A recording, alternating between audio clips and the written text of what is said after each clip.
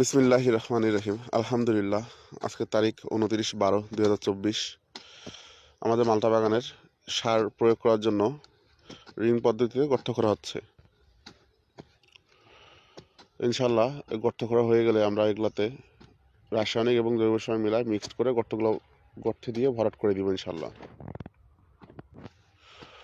যদিও সারটা আর কিছুদিন আগে প্রয়োগ করা উচিত ছিল, কিন্তু মালটা বাগানে বাঁধাকপি চাষ করার কারণে আমরা একটু সময় নিয়েছি যেন বাঁধাকপিগুলো কিছুটা নিজে নিজেই সুস্থ সবল হয়ে ওঠে এবং ভালো গ্রোথ যদি চলে আসে, সেজন্য একটু সময় দেওয়া হয়েছে পাতাকপিগুলোকে।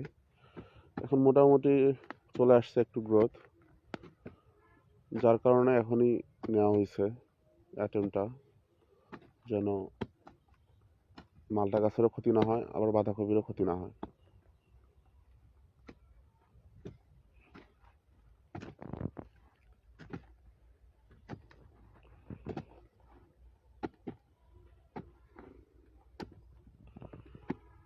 ইনশাল্লাহ পরবর্তী আপডেট দেওয়া হবে।